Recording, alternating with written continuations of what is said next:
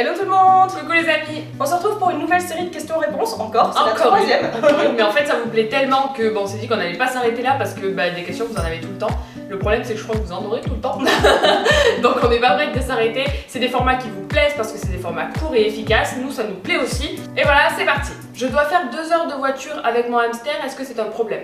Alors non, pas du tout. Donc il faut savoir que le hamster, une fois qu'il a une boîte de transport adaptée, je vous remets la vidéo sur le transport du hamster ici, une fois qu'il a sa boîte de transport adaptée et sécurisée, une fois qu'il est dans la voiture ou dans le train, enfin dans n'importe quel transport en fait, le hamster en général il dort. Donc que vous fassiez 1 heure de route, 15 minutes de route ou 6 heures de route, peu importe. Alors on a vu des questions sous nos vidéos où il y avait plusieurs journées de route, là ça commence à devenir compliqué parce que ça veut dire qu'il faut gérer le hamster la nuit au moment où il a ses pics d'activité en fait, donc ça c'est plus compliqué, ça on réserve pour une vidéo plus complète, mais sachez que de toute façon tant que vous voyagez, je vais dire jusqu'à 6, 7, 8 heures, c'est vraiment pas dérangeant. J'insiste, ne mettez pas de biberon dans sa boîte de transport parce que ça va couler, ça va faire des problèmes.